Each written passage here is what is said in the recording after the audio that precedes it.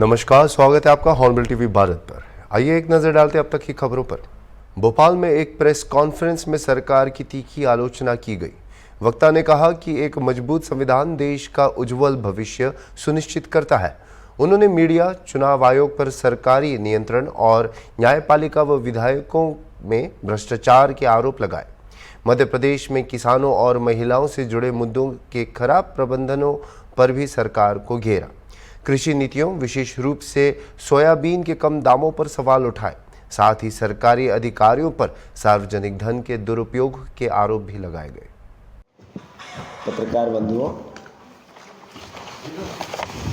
मैं आपका स्वागत करता हूं। आज भारतवर्ष की जो सबसे बड़ी ताकत है, जो इस देश की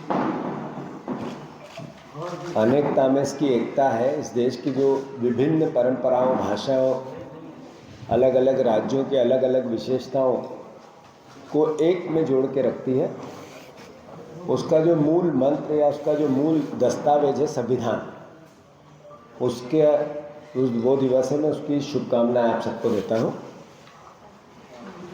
ये बात प्रचलन में है, पूरी दुनिया में इस भावना को व्यक्त किया जाता है कि दुनिया का सबसे बड़ा संवैधानिक लोकतांत्रिक देश भारतवर्ष है और सबसे ताकतवर लोकतांत्रिक देश अमेरिका है, जो आर्थिक रूप से भी सबसे संपन्न देशों की गिनती में सबसे अग्रणी है। महाराष्ट्र के चुनाव में प्रधानमंत्री जी ने कहा कि महाराष्ट्र में अगर आप हमें वोट दोगे तो हम 6,000 रुपये मिनिमम सपोर्ट प्राइस सोयाबीन का करेंगे। सरकार ने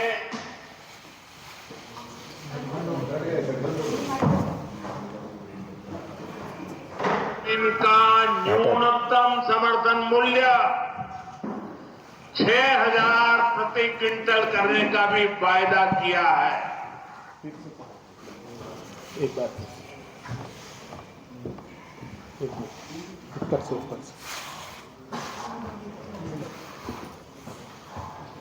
क्या हुआ?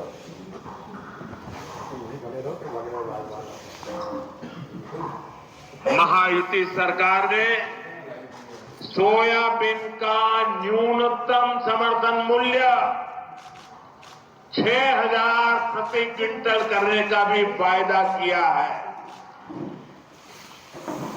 ये देश के प्रधानमंत्री का भाषण है। सौभाग्य के लिए दुर्भाग्य, देश के कृषि मंत्री हमारे प्रदेश के हैं, हमारे पूर्व मुख्यमंत्री आदरणीय शिवराज सिंह चौहान साहब। अभी 2 महीने 1.5 महीने पहले किसानों ने आंदोलन किए, किसान के बेटों ने आंदोलन किए और कहा कि सरकार द्वारा 4430 रुपये लागत मूल्य सोयाबीन का सरकारी आंकड़ा है कि लगता है पर क्विंटल, और सोयाबीन बिक्री है 3500 से 3800 या 3000 से 3800, तो अल्टीमेटली घाटा हो रहा है, नुकसान हो रहा है। तो इसके आंदोलन हुए मध्य प्रदेश में, जिलेवार हुए। कई सामाजिक किसानों के संगठन ने और राजनीतिक दलों ने भी किए, कांग्रेस पार्टी ने भी हर जगह की। हमने बुधनी में भी इसको लेके एक ट्रैक्टर रैली निकाली, चूँकि कृषि मंत्री जी का क्षेत्र था, तो हमने मांग की कि 6,000 रुपया कुंटल किसानों को सोयाबीन के दाम मिलने चाहिए। तो प्रधानमंत्री ने महाराष्ट्र में चुनाव लेना था तो बोल दिया। फिर हमारे कृषि मंत्री जी ने कहा हम समर्थन मूल्य पर लेंगे 4830 रुपया, राइट, 92 रुपया, मतलब लगभग 4,900 रुपया, लगभग 2-3-8 रुपये कम। पर मध्य प्रदेश में कितनी सोयाबीन उसके बाद खरीदी गई, अलग अलग भाषण दिए, आप लोगों ने हेडिंग बनाई, चालू। अब फिर से मंडियों में 3,000 से 3,800 रुपये बिक्री है सोयाबीन। दोषी कौन है? ये पाप शिवराज जी क्यों करते हैं? मैंने दोनों चुनाव में बुधनी के मतदाताओं से और विजयपुर के मतदाताओं से इसी मुद्दे पे वोट मांगे थे। उत्तर प्रदेश के मुख्यमंत्री योगी के मिशन रोजगार के तहत इंडिया इजराइल ड्राइव 3.0 की शुरुआत हो गई है। उत्तर प्रदेश के निर्माण श्रमिकों के चयन की प्रक्रिया फिर से शुरू हो गई है। लखनऊ के ITI अलीगंज में 4 traders masonry, tiles, column beam निर्माण और कारपेंट्री के लिए टेस्टिंग चल रहे हैं, जो 3 दिसंबर तक जारी रहेंगी। इजराइल में ये श्रमिक माल प्रबंधन तकनीकी कार्यों में भी काम करेंगे, जहां उन्हें 1,25,000 से 1.5 लाख मासिक वेतन मिलेगी। इस बार केवल पंजीकृत और एडमिट कार्ड प्राप्त श्रमिकों को प्रवेश दिया जा रहा है। अब तक 1,200 श्रमिक पंजीकृत हो चुके हैं और सरकार का लक्ष्य इस ड्राइव में 5,000 मजदूरों को भेजने का है।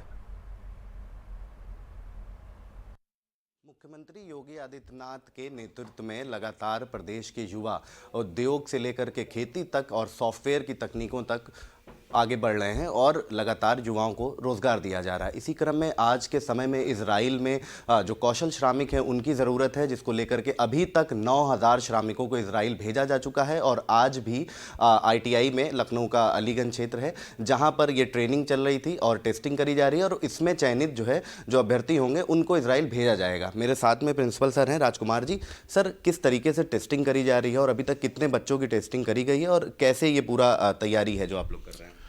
एक्चुअली ये जो टेस्टिंग हो रही है 772 लड़कों की रोज़ टेस्टिंग हो रही है। पहली जो हम लोगों ने ड्राइव की थी पिछले फाइनेंशियल ईयर में, तो उसमें लगभग 9,000 लोगों को हम लोगों ने 2 शिफ्ट में भेजा था। एक बार बाउंस हो गए थे, एक बार 4,000 के ऊपर ही लड़के थे। तो उसमें से 6,400 लोग जाके वहाँ पे ज्वाइन कर लिए हैं, जिनकी सैलरी 1,37,500 रुपये यहाँ की करेंसी से पर मंथ की है। और उनके यहाँ 5 डेज का वर्किंग डेज होता है। जो ओवर टाइम भी काम करते हैं वो लगभग 2 लाख के आसपास पैसे कमा लेते हैं और बहुत ही खुशहाल हैं लोग। जो भी लोग वहाँ गए हैं उनके परिवार के लोग, और सरकार की तरफ से भी बहुत पुनीत कार्य किया जा रहा है। पहले यही लोग जाते थे किसी एजेंसी के माध्यम से, तो एजेंसी वाले जो है अपना उनसे अच्छी मोटी रकम ऐंठ लेते थे, 2 लाख, 2.5 लाख, 3.5 लाख रुपए, और वो क्वालिटी भी नहीं जा पाते थे। तो अब जो है जो निःशुल्क जा रहे हैं वो लोग भी जा पा रहे हैं जिनको वास्तव में काम आता है। इसमें 4 ट्रेड के लोग जा रहे हैं, प्लास्टरिंग के हैं, टाइलिंग के हैं, बार बेंडिंग और वुडन वर्क के, जो सेटरिंग का काम करते हैं। तो ये लोग जा रहे हैं यहाँ से, और इनका पहले हम लोगों ने रजिस्ट्रेशन कराया है सियोजन के पोर्टल पर। वहाँ से इनको एक एडमिट कार्ड जनरेट हुआ है और उसको हम QR कोड से स्कैन करते हैं। वो अब इसमें कोई डायरेक्ट नहीं आ सकता है। जो लोग पहले से रजिस्ट्रेशन कराए हैं वही लोग आ सकते हैं। तो नहीं तो पहली बार जो हम लोगों ने किया था तो कभी 8,000, कभी 7,000, कभी 14,000 की भीड़ हो जाती है, जिसको मैनेज करना बहुत ही टफ काम था। अब इस बार बहुत ही स्मूथली चल रहा है। इसमें संयोजन भी हम लोगों का सहयोग कर रहा है और अच्छे से चल रहा है। अभी आज हमारे माननीय मंत्री जी आए हुए थे और प्रमुख सचिव महोदय आए थे। डायरेक्टर मैम बहुत ही इंटरेस्ट ले रही हैं, वो लगातार 3 दिन से आ रही हैं, मैडम हमारी नेहा प्रकाश मैडम, और बहुत ही सुचारू ढंग से चल रहा है। हमारी जो टीम है यहाँ पर लगभग 250 लोगों की ड्यूटी लगती है कुल मिला के। तो सारे ही लोग रजिस्ट्रेशन कई ढंग से होते हैं। एक तो NSDC का होता है, NSDC फिर पास करता है तो पीबा का होता है। पीबा की लिस्ट हम लोग फिर भेजते हैं वहाँ पर, इजराइल वहाँ से कंफर्म होके आता है। उसके बाद से फिर एक बैंड उनको मिलता है जिस पे एक कोड नंबर लिखा जाता है। वो कोड नंबर लेके वो जाएगा टेस्टिंग एरिया में, जहाँ पर इजराइल के लोग ही अपना असेसमेंट कर रहे हैं, टेस्टिंग कर रहे हैं। वो अपने कोड को नोट करेंगे और उसी कोड के हिसाब से उनका रिजल्ट पास फेल का बनेगा जब अपडेट होगा। तो बहुत ही पुनीत कार्य गवर्नमेंट कर रही है। और इसमें हमारे सबसे ज़्यादा सहयोग हमारे स्टाफ का है, जो सुबह जो है 7 बजे से आके रात के 11 बजे तक, 12 बजे तक रुक कर रिजल्ट अपडेट करता है। तो उनका मैं स्पेशली थैंक्सफुल रहूँगा, और बाकी अपने विभाग का। सर, 2 बड़ी बातें इसमें आपने कही कि जैसे लोग पहले जाते थे तो एक ब्रोकरेज भी उनको देना पड़ता था, गरीब तबके के लोग हैं लेकिन बाहर जा रहे हैं कमाने के लिए, और उसके साथ अब ये रजिस्ट्रेशन करके जा सकते हैं। एक तरीके से गवर्नमेंट की भी मोहर है, क्योंकि वहाँ पहुँचने के बाद भी ये नहीं हो पाता था कि वीज़ा इनका कैसा रहेगा, क्या काम होगा। तो ऐसे में सर लोगों को कितना आसानी हो रही करने में, और कैसे लोग आप तक पहुँच रहे हैं, कैसे ये कनेक्शन हो रहा है, और कैसे पोर्टल पर वो लोग अप्लाई कर सकते हैं, आम पब्लिक अगर जानना चाहे तो? देखिए, जो रही बात वीज़ा की, किसी भी कंट्री में आप जाते हैं वीज़ा का एक निर्धारित फ़ीस होती है। जो कि ये इजराइल सरकार फ्री ऑफ कास्ट उसका वीज़ा का फीस भी नहीं ले रहा है। केवल जो बच्चे जा रहे हैं गवर्नमेंट भेज रही है जो केवल उनका टिकट का पैसा लग रहा है, बाकी सब कुछ निःशुल्क है, कोई भी पैसा अलग से नहीं दे होगा।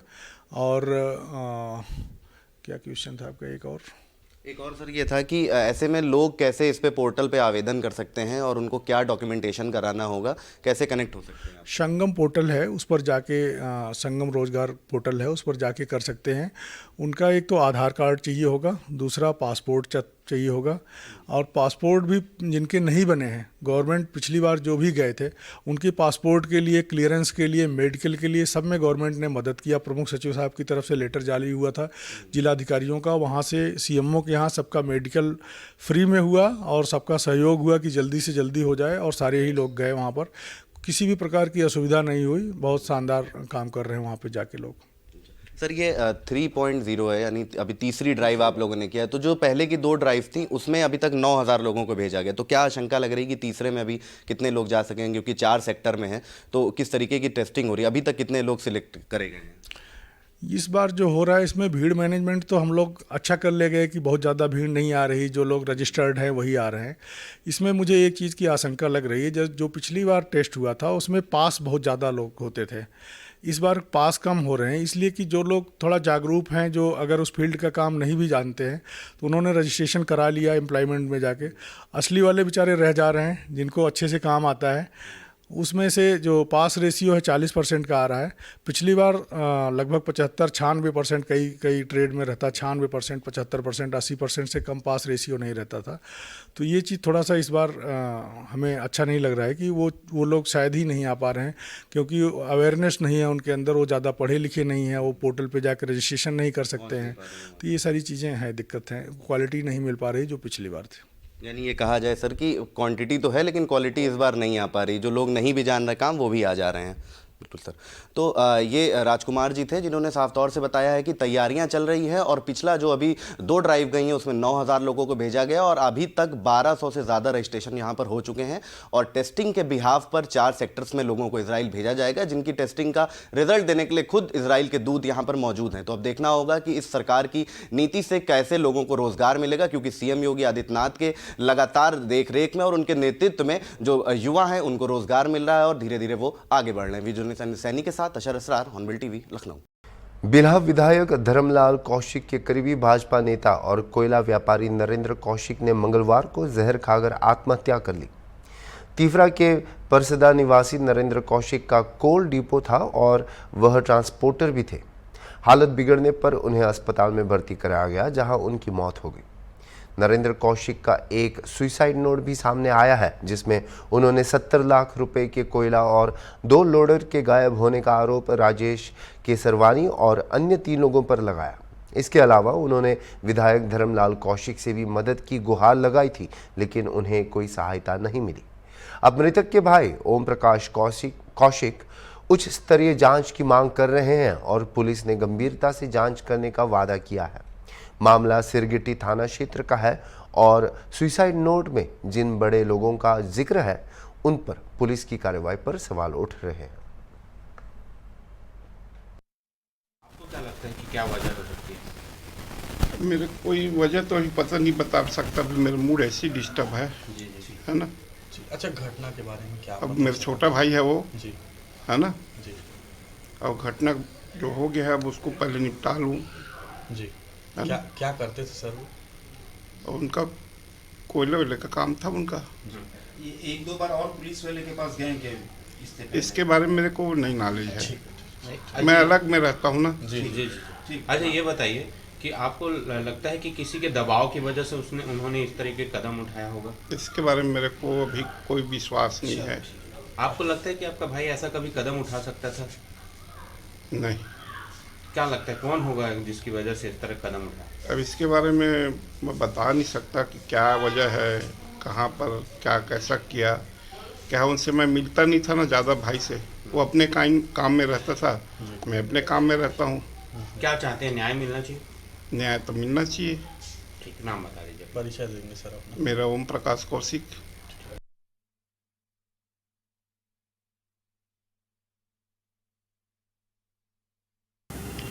मृतक नरेंद्र कौशिक जो कि सिरगिट्टी थाना क्षेत्र अंतर्गत निवासी हैं, आज हमें सूचना प्राप्त हुई कि अपोलो हॉस्पिटल में उनका जहर खाने से निधन हो गया है, जिस पर वहां अपोलो हॉस्पिटल चौकी में उनका मर्ग पंजीबद्ध किया गया है और जिसकी आगे की कार्रवाई की जा रही है। सुसाइड नोट भी प्राप्त है, इसकी भी जानकारी प्राप्त नहीं हुई, थाने में भी सूचना आना शेष है। सर उनके साथ धोखाधड़ी भी कुछ हुआ था ऐसा? अभी इस संबंध में अभी हमको इतनी जानकारी है, आगे अगर इस संबंध में जो तथ्य आएंगे उसके अनुसार आगे की कार्रवाई। पूर्व राज्य मंत्री और दलितों के नेता मुन्ना धानुक ने लखनऊ में एक शादी समारोह में शिरकत कर आशीर्वाद दिया। इस मौके पर उनके साथ सैकड़ों कार्यकर्ता और दलित उत्थान समिति के अध्यक्ष विशाल भारती भी मौजूद रहे। मुन्ना धानुक बीजेपी सरकार में दलित समुदाय के प्रमुख नेताओं में से एक रहे हैं।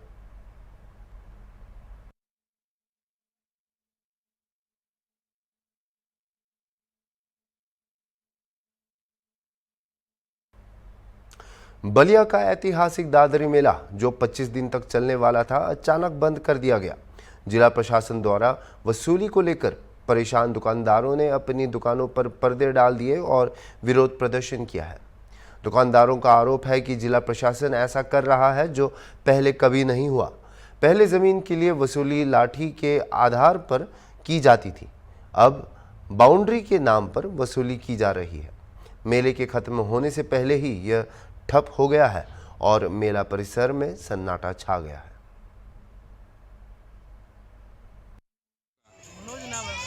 कहाँ हैं इस समय आप? दादरी मेला में हूँ। अच्छा, क्या आपको ये सब दुकानें दिखा? दुकान बंद पता कुछ नहीं चल रहा? चलने दे, क्या होगा? अच्छा, अच्छा, काफी दूर से आप मेला घूमने आए हैं, खुशी के लिए आए हैं आप? दुकानें बंद है सारा। अच्छा, कैसा महसूस कर रहे हैं आप इसे?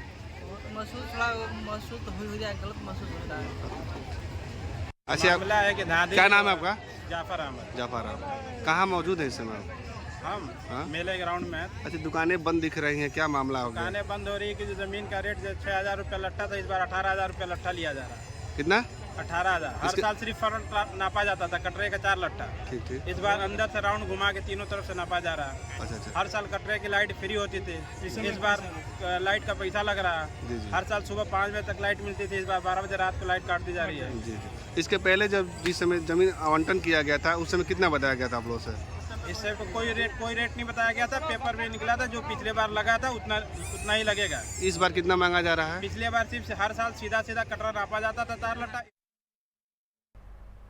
लखनऊ के विश्वेश्वरैया हॉल में बुधवार को भाजपा ने संगठन महापर्व 2024 को लेकर बैठक आयोजित की। बैठक में राष्ट्रीय चुनाव सह प्रभारी नरेश बंसल, राज्य चुनाव अधिकारी डॉक्टर महेंद्र नाथ पांडे, प्रदेश अध्यक्ष भूपेंद्र चौधरी, धर्मपाल सिंह और अन्य वरिष्ठ नेता मौजूद रहे। प्रदेश अध्यक्ष भूपेंद्र चौधरी ने बताया कि स्थानीय समितियों के बूथ गठन का कार्य अंतिम चरण में है। मंडल और जिला स्तर के गठन की प्रक्रिया दिसंबर में पूरी हो जाएगी, जबकि राज्य अध्यक्ष का चुनाव अगले महीने होगा। संबल घटना पर भूपेंद्र चौधरी ने इसे दुखद बताया और एसपी द्वारा कोर्ट आदेश पर सर्वे के लिए गई टीम को भड़काने की कड़ी निंदा की। उन्होंने इसे दो परिवारों के बीच राजनीतिक वर्चस्व की लड़ाई करार दिया और सरकारी संपत्ति को नुकसान पहुंचाने वालों पर कार्रवाई का आश्वासन दिया है। आज संगठन महापर्व 2024 की हमारी दूसरी कार्यशाला है और इस कार्यशाला में हमें अपने संगठन के गठन की प्रक्रिया को आगे बढ़ाना, इसकी चर्चा हम लोगों को करनी है। पहले चरण में हम लोगों ने सभी अपनी स्थानीय समितियों को बूथों का गठन करने का काम हम लोग अंतिम चरण में पहुंचे हैं। उससे पहले हम लोगों ने साधारण सदस्यता, सदस्य सक्रिय सदस्यता के अभियान को भी सफलतापूर्वक पूरा किया है। पूरे प्रदेश भर में लगभग 2.5 करोड़ से अधिक लोग भारतीय जनता पार्टी के सदस्यता अभियान के साथ माननीय मोदी जी और योगी जी की नीतियों से प्रभावित होकर जुड़े हैं। इस चरण में हम लोग सभी मंडल स्तर तक गठन और जिले स्तर तक के गठन की किस प्रकार से प्रक्रिया से पूरा करना, उसकी चर्चा हम सब लोग आज बैठ के करेंगे।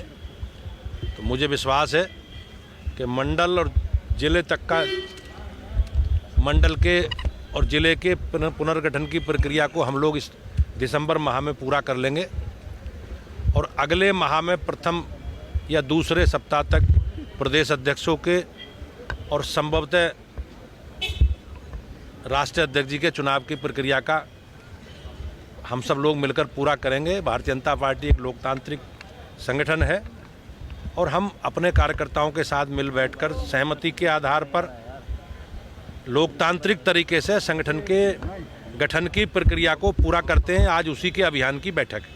संभल की घटना को लेकर तमाम सवाल खड़े हो रहे हैं और देखा जाए तो पोस्टर लगाने की कार्रवाई भी अब शुरू हो गई। संभल में जिस प्रकार से ये दुखद घटना हुई है, माननीय न्यायालय के आदेश पर भाई ये पब्लिक पर नीचे करो। एक टीम वहाँ सर्वे करने गई थी। जिस प्रकार से समाजवादी पार्टी के नेताओं के द्वारा लोगों को भड़काकर उकसाकर उस पर पथराव करके एक माहौल खराब करने का काम किया है, ये निश्चित रूप से दो परिवारों के राजनीतिक वर्चस्व की लड़ाई है और अगर गहनता से इसमें जांच हो रही है और जब जांच रिपोर्ट आएगी तो दूध का दूध पानी का पानी हो जाएगा। अध्यक्ष जी, सरकार पोस्टर भी लोग उपद्रवियों के लगवाने जा रहे हैं, उपद्रवियों के पोस्टर भी लगेंगे, इनाम भी पर घोषित होगा। नहीं, निश्चित रूप से जिन्होंने माहौल खराब करने का काम किया है, जिन्होंने सरकार की संपत्ति को नुकसान पहुंचाया है, उस पर निश्चित रूप से सरकार विधि संबद्ध कार्रवाई करेगी। सर, बांग्लादेश में हिंदुओं को फिर से टारगेट किया जा रहा है। भारतीय जनता पार्टी के द्वारा आज संगठन को लेकर एक बैठक की जा रही है। इस बैठक में प्रदेश अध्यक्ष भूपेंद्र चौधरी और कृषि मंत्री सूर्य प्रताप शाही भी शामिल हुए हैं, साथ ही कई मंत्री और शामिल हुए हैं। साथ ही आपको बता दें, बूथ स्तर से लेकर प्रदेश स्तर तक कई इसमें जो संगठन के जो पदाधिकारी हैं वो भी शामिल होंगे।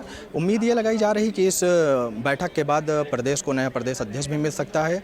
साथ ही आपको बता दें, इस बैठक में आगामी चुनाव को लेकर रणनीतियाँ बनाई जाएगी और संगठन को कैसे मजबूत किया जाए उस पर भी चर्चा की जाएगी। वीडियो जर्नलिस्ट अनिल सैनी के साथ मोहम्मद आमिर, हॉर्नबिल टीवी, लखनऊ। अभी के लिए इतना ही और खबरों के लिए आप देखते रहिए हॉर्नबिल टीवी।